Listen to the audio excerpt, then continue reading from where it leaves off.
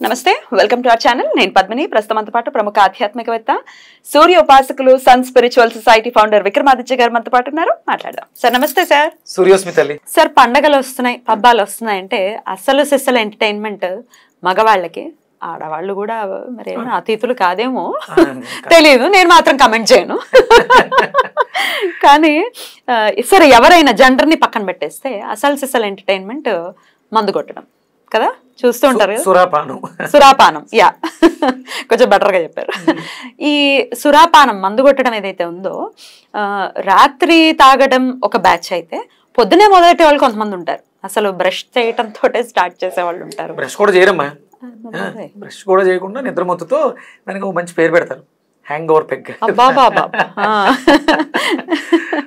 సరే తర్వాత మధ్యాహ్నం పూట మొదలు పెట్టుకునేటటువంటి బ్యాచ్ ఒకటి ఉంటుంది అసలు సూర్య ఉపాసనలో ఉన్నారు మీరు ఈ అపచారం ఏదైతే ఉందో ఎటువంటి పరిణామాలని తీసుకొస్తుంది అటు ఆ వ్యక్తికే కాదు కుటుంబ సభ్యులు మొత్తానికి కూడా అనేది ఒకసారి మీ ద్వారా తెలుసుకోవాలనుకుంటున్నాను ఇది ఫ్యామిలీ కూడా మొత్తం అంతా అదో పెద్ద అది ఒక రెస్పెక్ట్ లాగా చూస్తారు అసలు అర్థం కాదు మరి మన బ్రాటప్లో మనకు అది తెలియదు కాబట్టి విచిత్రంగా మనకు అనిపించవచ్చు బట్ అదే బ్రాటప్లో చిన్నప్పటి నుంచి అదే సాంప్రదాయంలో ఉన్న వాళ్ళకి వీళ్ళేంటి ఇట్లా మాట్లాడుతున్నారు అని అనుకోవచ్చు కానీ శాస్త్రం అంటూ ఒకటి ఉంది అది ఒకటి చెప్పింది ఎలా బ్రతకాలి ఎలా ఉండాలి ఏం చెప్తాం సార్ ఈ మందు కొట్టడం సమయ ఇవి లేకుండా విచక్షణ లేకుండా బిహేవ్ చేయడాన్ని ఎటువంటి పరిస్థితులకి దారితీస్తుంది ఎటువంటి పరిస్థితులకు దారితీస్తుందంటే కోటీశ్వరుణ్ణి వికారం చేస్తుంది మనకి పంచమహాపాతకాల్లో ఇది ప్రథమంగా సురాపానం అనేది ప్రథమంగా తీసుకుంటుంది పంచమహాపాతక 5 పాతకాల్లో చేసే పొరపాట్లలో ఇది ప్రధానంగా ఉంటుంది అంటే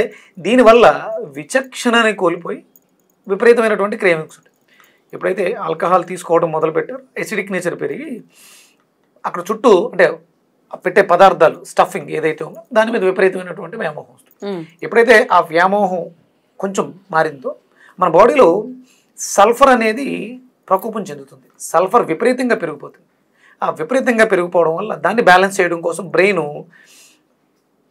అసలు అంటే అపరిమితంగా ప్రవర్తించడం మొదలు పెడుతుంది అప్పటి వరకు ఏం గుర్తురావు చాలా బాగుంటాడు ఈ పాతవన్నీ కుండలిని శక్తి జాగృతం అయితే ఒక మనిషి ఒక యోగిగా ఎలా మాట్లాడతారు ఇతను యోగులకే యోగిగా మారిపోతాడు ఇతనులో చర్చ అది మారతాడా వాడి ఫీలింగ్ నేను ఇప్పుడు మందు కొట్టాను కాబట్టి ఐ కెన్ టాక్ అనేది అది సైకలాజికల్ గా అట్లా అనిపిస్తుంది నిజంగానే మారతాడా 100% అంటే ఆ ప్రభావం కొంచెం ఉంటుంది ఆల్కహాల్ యొక్క ప్రభావం ఏదైతే ఉందో ఆటోమేటిక్ గా అది తన మీద ప్రభావాన్ని చూపించి కొంతవరకు ఇస్తుంది దీనికి ఇంతకు ముందు మాట్లాడుకుని ఉంటారు కదా తాగితే ఏమైనా చెయ్యొచ్చు నేను అసలు మనిషిని కాదు ఇలాంటివన్నీ ఎక్కువ విని ఉండడం వల్ల అప్పుడు తనలో నిద్రావస్థలో ఉన్నటువంటి శక్తి అంతకుముందు కుక్కిన పేర్లా ఉంటాడు వాడు ఇది ఎలా వచ్చిందంటే అమ్మా ఇప్పుడు మరి సురాపానం అని అన్నాం సురలు దీన్ని తీసుకునేవారు అది పులియబెట్టినటువంటి పదార్థాలు ఫ్రూట్స్ వాటి నుంచి తయారు చేసింది ఇప్పుడు అది పూర్తిగా మారిపోయి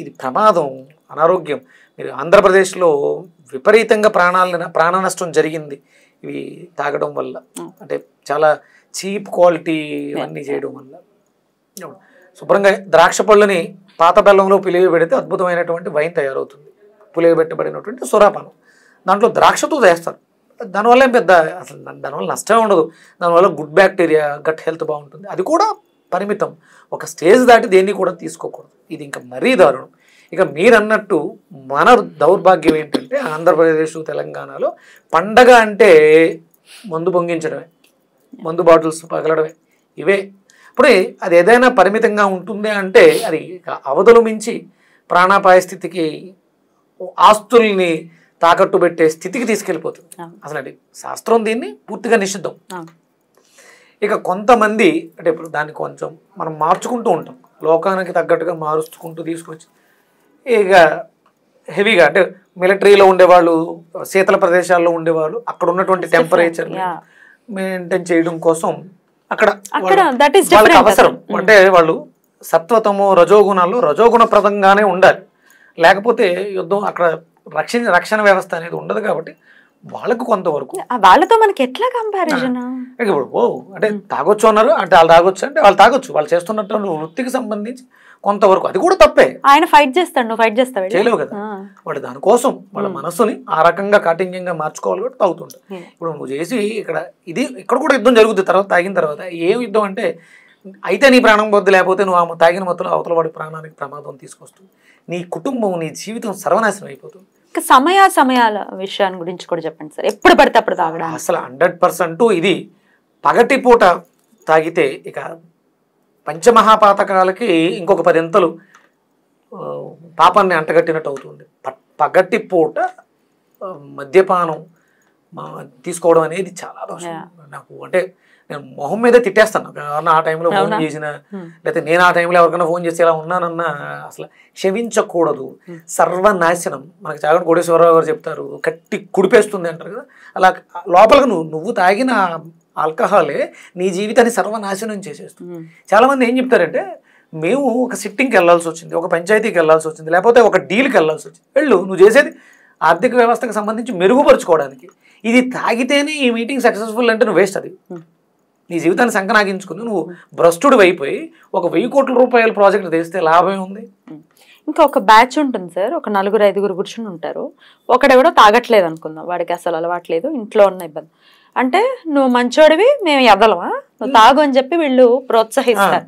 ఈ బ్యాచ్ ని అట్లాంటి వాళ్ళతో తిరగటం అనేది డెఫినెట్ గా దాని వల్ల 100 కోట్ల లాభం వస్తుందన్న అలాంటివి చేయటం విరుద్ధం, అనవసరం. నిలబడదు, 100% నిలబడదు. ఇంకా తాగుబోతు మాటలు అంటారు. తాగుబోతు మాటలు అదేదో సామెతలాగా నీటి మీద తామరాకు మీద నీటి బొట్టులా ఉంటాయి, అవేమి నిజాలు కాదు. అక్కడ జరిగేవి ఏవి కూడా కరెక్ట్ కాదు. కరెక్ట్. ఇంకా కమ్యూనికేషన్స్ ని పెంచుకోవటానికి అని రకరకాల సాకులు చెప్తారు. మీరు ఎన్ని చెప్పినా ఇంకా సిట్టింగ్ లో కూర్చుంటేనే వాళ్ళతో పాటు తాగితేనే మా స్నేహం బలపడుతుంది అనుకుంటే ఆ మత్తు దిగిన తర్వాత అయిపోతాయి శాశ్వతాలు. నాన్సెన్స్ కదా, 100% న్యూసెన్స్, నాన్సెన్స్. కుటుంబం ఎట్లాంటి మరి ఇప్పుడు ఇదంతా జరిగిపోతుంది, ఓకే పక్కన పెట్టద్దాం. ఇది ఆ ఇంటి యజమానురాలు ఖచ్చితంగా బాధపడుతూనే ఉంటుంది. ఏ స్త్రీ కూడా తన భర్త తాగుబోతు అవ్వాలని ఎవరు కోరుకోరు, తన బిడ్డ తాగుబోతు కావాలని అయితే కోరుకోరు. డెఫినెట్లీ. ఈ సమస్యల నుంచి బయటపడాలంటే ఏం చేయాలి అంటే భగవంతుడిని శరణు వేయడం. అంటే దీనికి అత్యుత్తమైనటువంటి ఉపాయం ఏంటంటే, ఇవాళ మనం ఇది మాట్లాడుకుంటామనేమో, నేను దీనికి సంబంధించిన కొన్ని వీడియోస్ చూడడం జరిగిందేమో. సల్ఫర్ డెఫిషియన్సీ లేదా సల్ఫర్ మోతాదు అధికం, సల్ఫర్ పాడవటం. దీనికి ప్రధానమైనటువంటి కారణం నాకు అర్థమైంది ఏంటి అంటే, పంచదార అధికంగా తిన్న వాళ్ళకి ఈ ఆల్కహాల్ ఎడిక్షన్ అనేది ఉంటుంది బాగా ఎక్కువ. మీ ఇళ్లలో మీ బిడ్డల్ని మీ భర్తల్ని మార్చుకోవాలనుకుంటే వాళ్ళలో ఆ బలహీనత పూర్తిగా పోవాలి. వాళ్ళకి ఆ సంకల్ప శక్తి ఉంటే మీరు బాగా విపరీతంగా మీ ఇంట్లో వాడేటువంటి పదార్థాల్లో ప్రధానంగా మనకి అల్లం బాగా ఎక్కువ తీసుకోవాలి. సొంటి, అల్లము సొంటి బాగా ఎక్కువ తీసుకోండి. బాగా ఇంకా ఎక్కువగా ఉంది గోమూత్రాన్ని తీసుకోవడం ద్వారా ఈ వ్యసనం బారి నుంచి మీ పిల్లల్ని బయటికి తీసుకురాగలుగుతారు. వాళ్ళు వినరు కదా, తాగరు కదా. ఓకే, అందుకే ఇప్పుడు మీరు అల్లం ఎక్కువ వాడండి. కూరల్లో ఆ స్పైసీనెస్ కోసం పచ్చిమిర్చి ఈ ఉన్న కోరికలను అధికంగా పెంచేస్తుంది. పచ్చిమిర్చి తగ్గించడం కదా, మానేయాలి పూర్తిగా. కారం ప్లేస్ లో మిరియాల పొడి, లవంగాలు, దాల్చిన చెక్క, ఇవన్నీ కూడా అద్భుతమైనటువంటి ఔషధ గుణాలు. వీటిని పెంచండి, డెఫినెట్గా మార్పు వితిన్ 2-3 months లో చూస్తారు. అల్లం బాగా తీసుకోవాలి. సొంటి, టీలో సొంటితో టీ పెట్టండి, తాగుతారు. అలాగే కూరల్లో అల్లం ఎక్కువ వాడండి, దాల్చిన ఎక్కువ వాడండి. సల్ఫర్ బాగా ఎక్కువై పాడైపోతే దాన్ని బ్యాలెన్స్ చేస్తుంది, తక్కువగా ఉంటే కూడా బ్యాలెన్స్ చేస్తుంది సల్ఫర్. అలాగే అరటిపళ్ళు కూడా చాలా బాగా పనిచేస్తాయి. అరటిపళ్ళలో కూడా సల్ఫర్. మీకు ఆల్కహాల్ ఎడిక్షన్తో బాధపడే వాళ్ళకి స్కిన్ ప్రాబ్లమ్స్ ఎక్కువగా ఉంటాయి. వాళ్ళ చర్మాన్ని బట్టి మనం చెప్పేయచ్చు వీళ్ళకి ఆల్కహాల్ ఎడిక్షన్ ఉంది, సల్ఫర్ డెఫిషియన్సీ ఉంది. సల్ఫర్ పాడైపోతే పిగ్మెంటేషన్ ఎక్కువగా ఉంటుంది. చర్మ వ్యవస్థ పాడైన వాళ్ళకు కూడా సహజంగా ఆల్కహాల్ అలవాటు లేదు, ఇంకోటి ఏదో ఎడిక్షన్ ఉంటుంది. ఎడిక్షన్ అనేది సల్ఫర్ వల్ల వస్తుంది. అది చర్మం మీద మనకి రిఫ్లెక్ట్ అవుతుంది.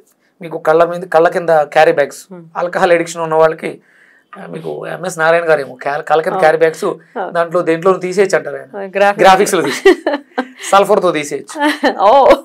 సూపర్, అదిరిపోయింది. ఇక దేవతారాధన కూడా ఒక్కసారి చెప్పండి. ఏ దేవతారాధన ఇటువంటి ఎడిక్షన్స్ నుంచి బయటపడేస్తుంది అనుకోవచ్చు? మణిపూరకానికి సంబంధించినటువంటి అంటే ఎల్లో సల్ఫర్ అనేది మనకి ఎల్లో కలర్లో ఎక్కువ కనిపిస్తుంది. దేవతారాధనలో సూర్యనారాయణమూర్తి ఆరాధన, అలాగే మనం ఇంతకుముందు కూడా చెప్పినట్టు ఆవదం ఆకు ఆదివారం ముక్కులో ఆవదం ఆకు రసంలో ముక్కులో వేస్తే మంచిదని. అది ఆదివారం పుష్యమి నక్షత్రం కలిసి వచ్చినప్పుడు, పుష్యార్క యోగం వచ్చినప్పుడు, గురువారం పుష్యమి వచ్చినప్పుడు ఆవు నేతిని ముక్కులో ఒక చుక్క అటు ఒక చుక్క ఇటు ఆదివారం లేదా ప్రతిరోజు కూడా వేస్తే కూడా ఈ సమస్య నుంచి బయటపడడానికి అవకాశం ఏర్పడుతుంది. సూర్యనారాయణమూర్తి అనుగ్రహంతో ఆరాధనతో కూడా డెఫినెట్ గా ఈ సమస్యల నుంచి బయటపడతారు. మాకేం తెలీదు, ఆ తల్లో లేకపోతే ఆ భార్య దండం పెట్టుకోవాలి. సూర్యనారాయణమూర్తికి ఉదయిస్తున్నటువంటి సూర్యుడికి నమస్కారం చేయండి, ఆయన పాదాలు పట్టుకోండి, దాని అని డిసైడ్ అయ్యి ఉంది. మన వాగ్దేవి మాట్లాడించింది. Right sir, thank you so very much. నమస్తే.